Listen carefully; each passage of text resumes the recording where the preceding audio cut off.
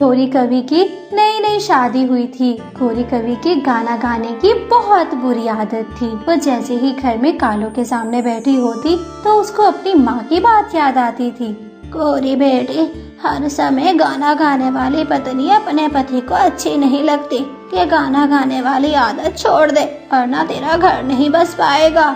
गोरी मन ही मन में कहती है, मुझे गाना नहीं गाना चाहिए, इस तरह मेरा घर खराब हो सकता है। थोड़ा सा कंट्रोल करती हूँ, जैसे ही कालू बाहर जाएगा मैं फिर से गाना गाऊंगी। गोरी, मैं जा रहा हूँ दाना लेने, तुम घर का ख्याल रखना। हाँ हाँ जाओ कालू पति जी, मुझे तो बहुत भूख लग रही है, घर की चिंता बिल्कुल न करना। कालू कौवा अपने घर से चला जाता है। गोरी कवि घर से बाहर निकलकर बैठ जाती है, इधर उधर देखती है, कोई नहीं देख रहा, थोड़ा सा गाना गा लेती हूँ, आहिस्ता आहिस्ता आदत छूटेगी ना मेरी। काले काले पंखों वाली, सुंदर सुंदर पंखों वाली, हाय लंबी पूंछ वाली, मोटी मोटी आँखों वाली, बोलो कौन? गोरी कवि, गोरी कवि। गाने की आवाज रानू चिड़िया के घर भी पहुँच जाती है। ये कौन गाना गा रही है? लगता है पड़ोस में ही कोई गा रहा है। अम्मा, आपने सुना नहीं? वो कह तो रही है, मैं गोरी कवि, गोरी कवि। लगता है वो एक काली कवि गा रही होगी गाना। चिड़िया बेटी, बात तो तुमने ठीक की है, चलो हम बाहर जाकर देखती हैं। मम्मा चिड़िया और गुड़िया घर से बाहर निकलती है। गोरी कवि घर के बाहर बैठी हुई थी, वो उसके पास जाती है। गोरी बहन, क्या तुम गाना गा रही थी? गाना? मैं क्यों गाऊंगी गाना? तुम्हारा दिमाग खराब हो गया है क्या? नहीं गोरी आंटी, अभी हमने खुद सुना है अपने कानों से। आप कह रही थी मैं गोरी कवि, गोरी कवि।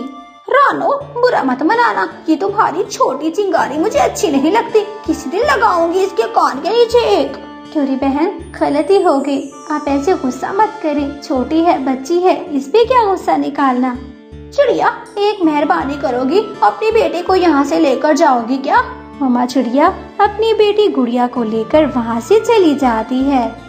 बच गई, आज तो बच गई, उस चिड़िया के सामने झूठ बोल दिया। अरे क्या मुसीबत है, अपने जंगल में तो आराम से गाती थी, यहाँ तो कोई गाने नहीं देता। चिड़िया चिड़िया, मेरे घर में अब एक गाने की आवाज आई है, लगता है कोई गाना गा रहा था। हाँ तोती भैया, आवाज तो मेरे घर में भी आई है, वो गोरी कवि गा रही थी, हम उसके पास गए तो लड़ने लग गई। शक्ल देखने वाली है उसकी, ऊपर से गाना गाती है, काली कवि, मुझे तो एक आंख नहीं भाती। अरे रंग तो जैसा ही है, पर जुबान भी बहुत काली है, बहुत बुरा बोलती है, आज तो मेरी गुड़िया को थप्पड़ मारने की धमकी देती।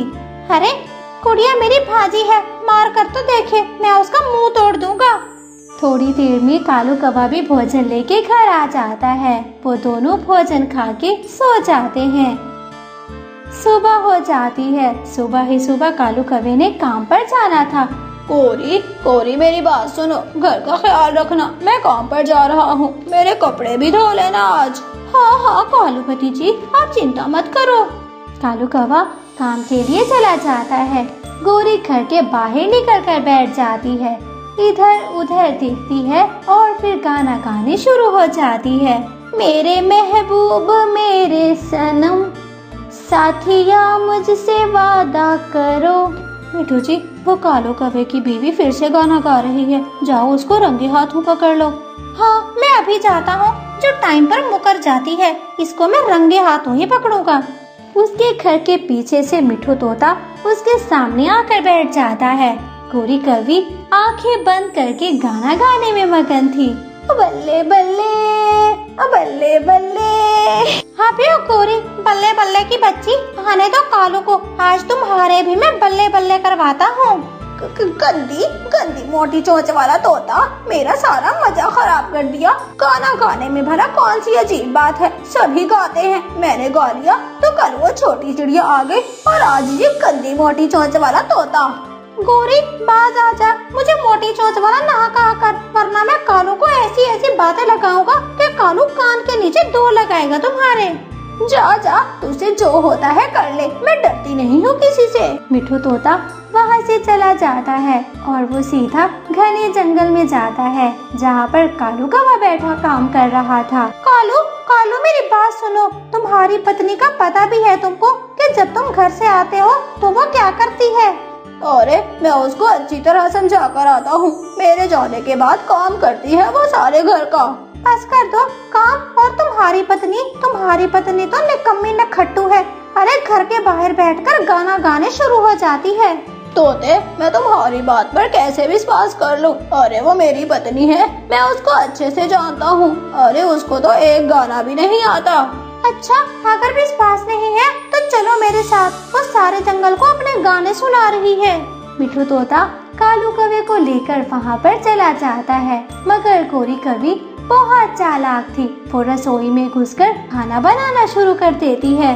गोरी, क्या तुमने आज गाना गाया था? ना ना कालूपति जी, मैं कहाँ से गाना गाऊंगी? मुझे तो एक गाना भी नहीं आता। अरे मैं तो सुबह से खाना बना रही हूँ। तोते, बताओ क्या इसने गाना गाया था? गोरी, झूठ मत बोलो, सच सच बताओ, आज तुमने गाना गाया और कल भी गाना गाया? ना ना कालूपति जी, ये तो दुष्ट पक्षी हैं, हमारी लड़ाई करवाना चाहते हैं, इसीलिए तो आपको सिखा कर लाया है ये। तोते, मुझे तुमसे ऐसी उम्मीद नहीं थी। अरे हमारा रिश्ता क्यों खराब करते हो? जाओ यहाँ से, मैं तो तुझे अपना दोस्त समझता था। मिठू तोता वहाँ से निराश होकर चला जाता है। कालू और गोरी खाना खाते हैं, उसके बाद लेट जाते हैं। कालू कौवे को नींद नहीं आ रही थी। क्या बात होगी? क्या गोरी ने सच में गाना गाया होगा? गाना गाना बहुत बुरी आदत है, अगर मेरी पत्नी को है, अरे फिर तो मेरी किस्मत फूट गई। मैं कल जरूर गोरी का पीछा करूँगा। मैं देखूंगा कैसे गाना गाती है या नहीं गाती। सुबह हो जाती है। मामूल के मुताबिक कालू कौवा नाश्ता करता है और घर से निकल जाता है। मैं भी गोरी कवि हूँ गोरी। अरे मेरे पति कालू को बातें लगाएंगे। कालू तो मेरी मुट्ठी में है, कालू सिर्फ मेरी बात सुनता है। चल गोरी, मजे से गा खा पी, तुझे कौन रोकने वाला है? ऐसा कहकर गोरी कवि बाहर निकलती है। बाहर बैठकर फिर से गाना गाना शुरू हो जाती है। ओ बल्ले बल्ले, ओ बल्ले बल्ले, नाची है ये बावला चिया। ओ बल्ले बल्ले, नाची है ये बावला चिया। गाना गाकर गोरी कवि साथ में डांस भी कर रही थी। सामने वाले पेड़ के पीछे कालू कौवा छुपा सब देख रहा था। अच्छा, तो मेरा दोस्त तोता ठीक कहता है। अरे उसने तो मेरा भला सोचा और कल मैंने उसको बेइज्जत कर दिया। गोरी कवि की असलियत मेरे सामने आ गई, अब मैं उसको छोड़ूंगा नहीं। कालू कौवा डंडा लेकर चुपके से वहाँ पर पहुँच जाता है। गोरी कवि आंखें बंद करके गाना गाए जा रही थी। सुंदर सुंदर पंखों वाली प्यारी प्यारी गोरी कवि, हाय मेरी पूंछ कितनी सुंदर, मेरी आंखें कितनी सुंदर, और मेरा डंडा भी बहुत सुंदर। जोर जोर से कालू कौवा उसको डंडा मारना शुरू कर देता है। कालूपति जी, तुम तो काम पर गए थे, क्या करने आ गए वापिस? मगर कालू उसको जोर जोर से पीटता है। अच्छी तरह पीटने के बाद कालू कौवा उससे पूछता है, हाँ बोलो और गाओ गाना। अरे तुम्हारी बल्ले बल्ले मैं करवाता हूँ, तुम्हारी सुंदर पहुँच मैं काट देता हूँ आज ही। कालू मुझे माफ कर दो, मैं आइंदा गाना नहीं गाऊंगी। कालू प्लीज मुझे घर से मत निकालो, मैं गाना गाना बंद कर दूंगी। अरे तुझे घर से निकालूंगा तब ना तो मेरी जान छोड़ेगी, ये कविया बीवी मैं नहीं रख सकता। तभी जंगल के सभी पक्षी वहाँ पर जमा हो जाते हैं। क्यों गोरी, आज तुम पकड़ी गई ना? उस दिन मेरी गुड़िया पर गुस्सा कर रही थी ना? हाँ, मैंने इसका अच्छा बंदोबस्त किया था, मगर कालू ने मेरी बात का यकीन नहीं किया। आज सुन लिया ना अपने कानों से। यार तोते, मुझे माफ कर दो, मुझसे गलती हो गई। अरे मैं अंधा विश्वास करता था, मुझे क्या पता मेरे जाने के बाद ये पूरे जंगल को गाने सुनाती है। चल गंदी। कालू मुझे घर से मत निकालो, मैं आइंदा गाना नहीं गाऊंगी, मैं पक्का प्रॉमिस करती हूँ, आज से गाना बंद कर दूंगी। कालू कौवा गोरी कवि को लास्ट वार्निंग देता है। टुन्नू चिड़े की पत्नी बहुत बीमार थी। वो अपनी पत्नी के लिए जैसे तैसे करके रोजाना मीठा फल लाया करता था। उसकी एक छोटी सी बेटी भी थी। वो अपनी बेटी और अपनी पत्नी के बारे में बहुत परेशान रहता। देखो, मेरे बाद मेरी बेटी का बहुत ख्याल करना। देखो, तुम ऐसी क्यों बातें करती हो टुनटुनी? तुम अच्छे से जानती हो कि मैं तुमसे कितना प्यार करता हूँ और मैं तुम्हारे बिना नहीं रह सकता। अब जैसे भी करो, मेरे बिना तो तुमको रहना ही पड़ेगा। ये ऊपर वाले का हुक्म है। नहीं, तुम इस तरह हमें छोड़कर नहीं जा सकती। हमारी छोटी सी गुड़िया बेटी है, हमें उसके लिए जीना है, हम दोनों को जीना है। नहीं टुन्नू, मेरा समय आ गया है और मैं जा रही हूँ। मेरे बाद मेरी बेटी का बहुत ख्याल करना, समय पर दाना भोजन देना। ऐसा कहकर टुनटुनी एक लंबा सांस लेती है और उसके बाद वो मर जाती है। टुन्नू चिड़ा अपनी पत्नी की वफात पर बहुत ही ज्यादा गमगीन था। वो दाना भोजन लेने जाता तो उसके घर में उसकी बेटी अकेली होती थी। अपनी बेटी को शिकारी पक्षियों से भी बचाना चाहता था, इसलिए वो दूसरी शादी करता है। वो दूसरी शादी करके अपनी नई बीवी को अपने घर ले आता है। देखो, ये मेरा घर है और ये मेरी बेटी है। तुम्हें मेरी बेटी का बहुत ख्याल करना होगा क्योंकि ये मेरी सबसे पसंदीदा पत्नी की बेटी है। मैंने टुनटुनी से लव मैरिज की थी। मैं टुनटुनी से आज भी बहुत प्यार करता हूँ। मैं जानती हूँ आप टुनटुनी से बहुत प्यार करते थे, मगर मैं भी आपको किसी चीज की कमी नहीं होने दूंगी। न प्यार की कमी आपको होगी और न ही आपकी बेटी को होगी। टुन्नू चिड़े की शादी रानू चिड़िया से होती है। रानू चिड़िया एक बहुत ही अच्छी चिड़िया और नेक दिल थी। वो सुबह ही सुबह उठती, अपने पति को नाश्ता देती और जब उसकी बेटी टुनटुनी उठती उसको भी नाश्ता देती। टुनटुनी बेटा उठ जाओ, सुबह हो गई है। गंदी नौकरानी, तुम नौकरानी हो, मेरी माँ नहीं हो सकती। जो मेरी माँ थी वो तो मर गई है।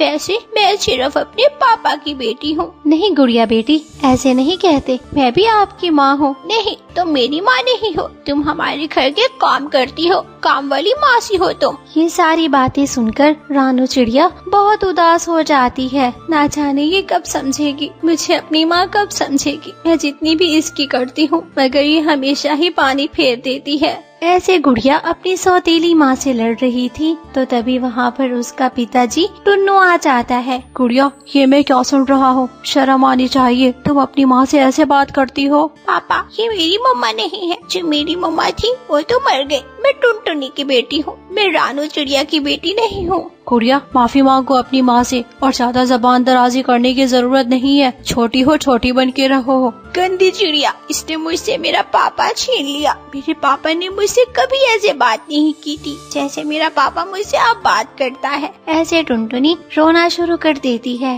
रोते रोते टुनटुनी सो जाती है। रानू, टुनटुनी की वजह से मैं माफी मांगता हूँ, माफ कर दो। वो अभी बच्ची है, वो अभी ये सब नहीं समझती, मगर वो जैसे ही बड़ी होगी वो तुम्हें भी अपनी माँ समझेगी। ना जाने टुन्नू वो कब मुझे अपनी माँ समझेगी। मैंने उसको हमेशा सगी माँ वाला प्यार दिया है मगर उसने हमेशा ही मुझे अपनी सौतेली माँ ही समझा है। वो मुझे नौकरानी से बढ़कर कुछ नहीं समझती। ना जाने कब वो मुझे अपनी सगी माँ समझेगी और मुझे सगी माँ वाली इज्जत देगी। तुम परेशान मत हो, इंशाल्लाह सब बहुत जल्द ठीक हो जाएगा। शाम हो जाती है और वो सभी सो जाते हैं। फिर अगली सुबह गुड़िया अपने स्कूल जाती है। गुड़िया के स्कूल में एक पार्टी थी। तोता टीचर उनको पार्टी की तैयारी करवाता है। सुनो सुनो सुनो सभी बच्चे सुनो, कल पार्टी है। तुम सब नए कपड़े और नए जूते पहनकर आना। और हाँ, सबके जूते अच्छे होने चाहिए ताकि हम हार ना जाए दूसरी क्लासेस से। छुट्टी हो जाती है तो तभी गुड़िया अपने घर आ जाती है।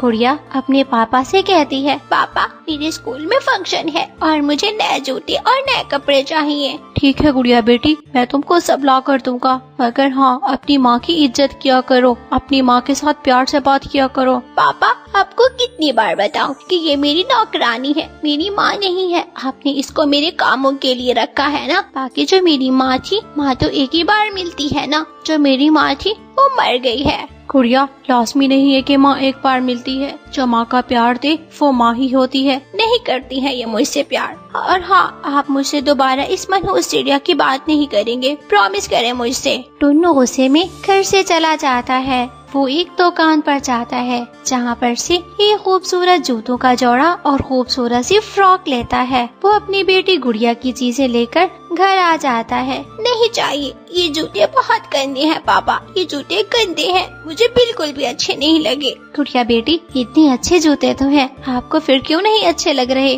मुझे जूते अच्छे लगे या नहीं लगे, पहले ये बताओ, तुम मेरे और मेरे पापा की बातों में क्यों बोलती हो? ये मेरे और मेरे पापा का मसला है, तुम्हारा मसला नहीं है। गुड़िया, शर्म करो, दिन ब दिन हद से बढ़ती जा रही हो। मैं माँ हूँ तुम्हारी, तमीज से बात किया करो। देखा पापा, ये मुझसे कैसे बात कर रही है? ये हमेशा मुझे ऐसे डांटती है। अगर मेरी असली माँ मर गई है तो इसका क्या मतलब है? मैं इसकी घिसी पीटी बातें सुनती रहूंगी। गुड़िया, शर्म करो, तुम हर समय उसको नौकरानी बोलती रहती हो। तो क्या पापा, आपने इसको मेरे कामों के लिए नहीं रखा? मैं घर में अकेली पड़ती थी तो तभी रखा है ना इसको। अगर मेरी माँ जिंदा होती तो आप कभी भी शादी नहीं करते। गुड़िया, मैं अब थप्पड़ मारूंगा तुम्हारे मुंह पर। मारना है ना थप्पड़? बस यही दिन देखना रह गया था, मेरे पापा ने मेरे मुंह पर थप्पड़ मारना है। मारे मारे थप्पड़ भी मार दे आप मुझे। इसके कहने पर आपने जो करना है आप कर ले। गुड़िया, ये जूते और कपड़े संभाल के रखो, कल तुम्हारा फैशन शो है तो उस पर पहन कर जाना।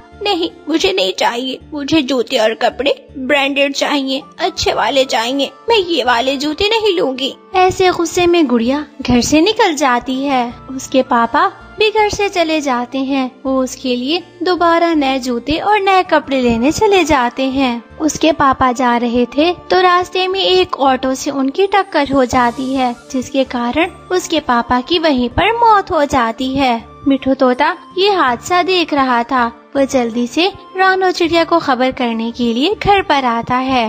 घर पर गुड़िया बैठी खाना खा रही थी और वो गुड़िया को बताता है, गुड़िया गुड़िया, तुम्हारे पापा की मौत हो गई है। वो जा रहा था ना जाने किसी काम से, बहुत जल्दी जल्दी पंख फड़फड़ा रहा था। रास्ते में एक ऑटो से टक्कर हुई है उसकी और उसकी मौत हो गई है। ये सब सुनकर गुड़िया तो फूट फूट कर रोने लगती है। पहले उसकी माँ नहीं थी तो अब उसका बाप चला गया। उसकी तो जैसे दुनिया ही उजड़ गई थी।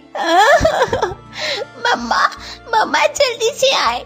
मम्मा इधर बात सुने, पापा मर गए हैं, पापा मर गए हैं। मेरे पापा की एक ऑटो से टक्कर हो गई है। तभी वहाँ पर रानो चिड़िया आती है। रानो चिड़िया भी रोने लगती है। गुड़िया, तुम बहुत बुरी हो। मैंने कहा भी था वो जूते और कपड़े तुम पहन लो। तुम्हारे पापा बहुत थके हुए थे, तुमने उनको फिर से भेज दिया। ये सब तुम्हारे वजह से हुआ है। मम्मा, मम्मा मुझे माफ कर दे।